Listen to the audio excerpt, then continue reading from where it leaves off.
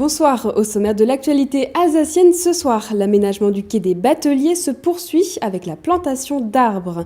Découvrez les coulisses de la préparation de l'ingrédient phare de Noël, le chocolat. Et pour finir, comment fêtait-on Noël à l'époque des temps modernes? Illustration au marché de Noël de Neuf-Brisach. Mais pour commencer, alors que depuis le 4 décembre se tient le congrès du Collège national des gynécologues et obstétriciens à Strasbourg, le collectif Nos corps, nos choix, nos droits s'est rassemblé ce midi devant le Palais de la musique et des congrès pour protester contre les violences gynécologiques. À l'heure de la libération de la parole des femmes, les témoignages se font de plus en plus nombreux sur Internet. On écoute une militante du collectif au micro de Mathieu Chanvillard. Aujourd'hui, de nombreuses violences gynécologiques sont pratiquées, des violences aussi obstétricales, des violences sexuelles dans le cadre de consultations gynécologiques.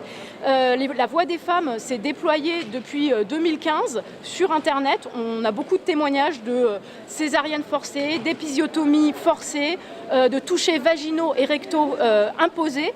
Et ce collège, le CNGOF, ne prend pas en compte ces dénonciations et choisit plutôt de se protéger au niveau légal. L'attente, c'est qu'en fait la médecine change, que désormais la voix des femmes soit entendue et que surtout la loi Kouchner de 2002 soit respectée, c'est-à-dire que tout acte doit être consenti, qu'avant chaque toucher, avant chaque examen gynécologique, soit demandé le consentement de la patiente ou du patient lorsqu'il s'agit d'une personne intersexe ou trans.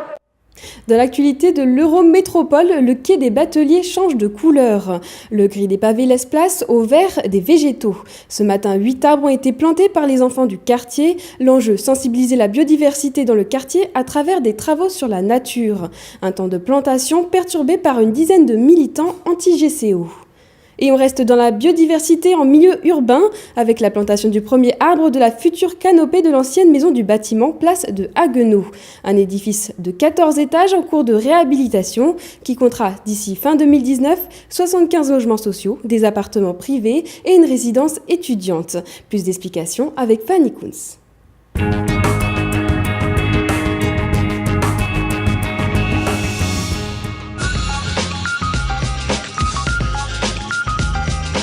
Pelle, pioche, près de 150 élèves se sont salis les mains ce matin. L'aménagement du quai des Bateliers se poursuit avec la deuxième phase du chantier. Après les pavés et l'installation du pont cet été, des arbres vont bientôt prendre racine le long du quai. Et ce n'est pas pour déplaire aux plus jeunes. Je plante des arbres parce que c'est bien pour la nature et pour les oiseaux et les abeilles et les insectes et d'autres animaux. Ça encourage peut-être les gens à planter des arbres. Oui, et puis ça donne plus d'oxygène, il y a plus de décoration dans Strasbourg. Je prends une pelle, je prends de la terre et je mets la terre autour du nôle. Après, le nôle il tient et il peut pousser. Pour favoriser le développement de la biodiversité dans le milieu urbain, plusieurs essences seront plantées dans le nouvel espace à vivre. Il y a plusieurs intérêts à planter des arbres. La biodiversité, bien entendu, ça participe à cette grande logique des coulées vertes, mais également, on le sait très bien, on est malheureusement dans un temps où le climat est fragile, où il y a un réchauffement climatique, et les zones ombragées, les zones vertes, participent en fait à l'abaissement des degrés ressentis par la population. Donc c'est important qu'il y ait des zones vertes. Ce matin, les petites mains de l'école Sainte-Madeleine ont été conviées à la plantation collective, une façon de sensibiliser les plus jeunes à la nature en ville. C'est important de sensibiliser les générations à venir aux thématiques écologiques, à la biodiversité. C'est aussi important pour la vie de quartier. C'est important que ce soit les enfants du quartier qui prennent possession de ces lieux-là, presque parmi les premiers, qu'ils puissent raconter une histoire au fil du temps, eux-mêmes, à leur famille, à leurs futurs enfants. Une matinée ludique qui a été quelque peu perturbée par l'arrivée des militants anti-GCO. Panneaux à la main, ils sont venus manifester leur mécontentement. C'est très symbolique de venir au moment de se vanter de planter des arbres alors qu'ils viennent d'abattre plusieurs hectares dans la forêt. Donc dans les forêts de Kolbsheim et la forêt de Vendenheim. Et à chaque fois que je vois les photos ou que je vais sur le site de Vendenheim, je suis outrée. Dans les semaines à venir, une vingtaine d'arbres se rajouteront à ceux déjà plantés ce matin.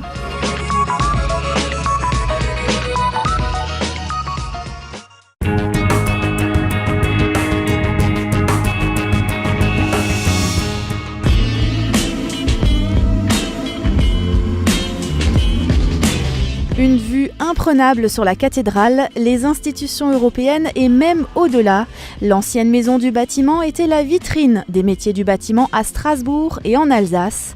Aujourd'hui, l'immeuble laissé à l'abandon depuis 10 ans évolue.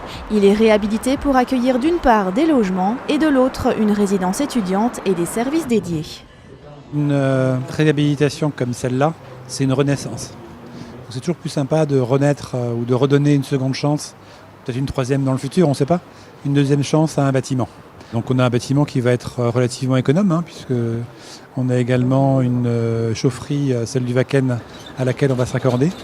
Et on est à 2,80 €, entre 2,50 € et 2,80 € de charge par mètre carré par mois, donc ce qui est très faible.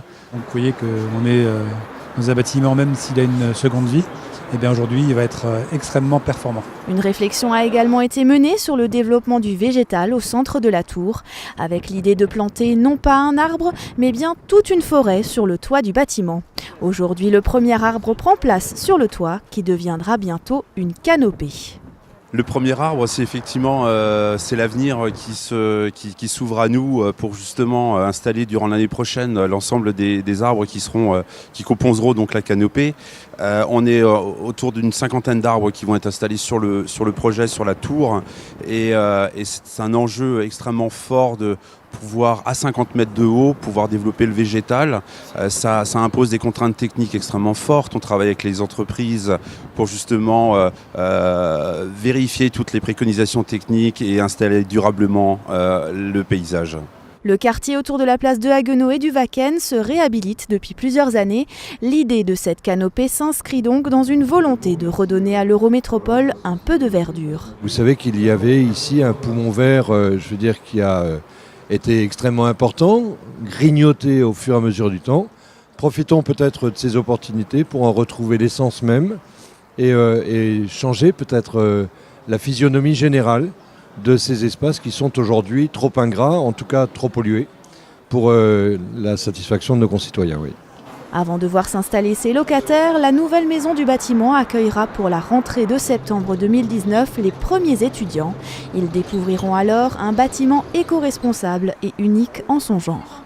Je pense effectivement qu'on entre dans une époque nouvelle aujourd'hui, avec notamment les menaces liées au réchauffement climatique. Je rappelle à ce sujet que l'objectif des accords de Paris, c'est de limiter à 2% d'ici 2050 l'augmentation des températures. Donc je crois qu'il faut avoir le courage de sortir de ces logiques, d'en créer de nouvelles. Et c'est ce qui se fait ici pour cette ancienne maison du bâtiment qui trouvera une nouvelle jeunesse en quelque sorte. Noël, c'est le temps du chocolat. La fin d'année est synonyme d'un pic d'activité chez les professionnels. Mais comment font les chocolatiers pour préparer cette grande période de production ? Réponse avec Cécile Motz. Au lait, aux amandes ou encore au caramel, ils font fureur et ce sont les chocolats de Noël. Régal pour les papilles, la célébrité de ces petites douceurs donne parfois du fil à retordre à ses créateurs. Pour les artisans, le mois de décembre est en effet une des plus importantes périodes de l'année. Chez le chocolatier et pâtissier Thierry Mulhaupt, les machines marchent en continu. Pratiquement 30% du chiffre d'affaires de l'année qui va être réalisé au mois de décembre et encore plus concentré sur les 15 derniers jours. On va dire entre 25 et 30, oui. Après, on continue avec les galettes au mois de janvier qui est un mois très fort. C'est le deuxième mois de l'année également. Donc, c'est donc une période qui est très importante, très intense, où on a beaucoup de renforts. On va devoir s'adapter, répondre en fait au mieux à la période, à la demande. Chez cet artisan de Vendenheim, ils sont 3 à travailler le chocolat. Noël reste une période bien attendue et le rush, c'est maintenant. Ça fait 6 ans qu'on est installé. Il y a encore un peu d'appréhension, puisque c'est quand même très volumineux.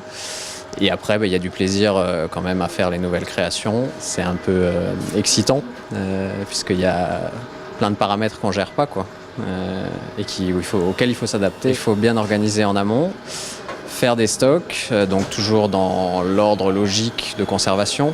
Donc tout ce qui est chocolat brut, on le fait en premier. Et plus on approche de la fin, on garde les ganaches qui se gardent un peu moins bien. Et après, faut de l'endurance, garder la tête froide quand il y a énormément de demandes en même temps.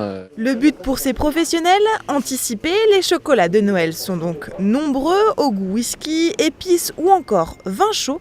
Ils seront certainement de la partie pour célébrer Noël. Pas de neige à l'horizon, mais l'esprit de Noël est bien là en Alsace. En plus des marchés permanents comme Strasbourg, Colmar ou Mulhouse, plusieurs marchés locaux se tiennent ce week-end. Reportage à Neuf-Brisac, un marché de Noël qui vous propose un voyage dans le passé, dépaysement garanti.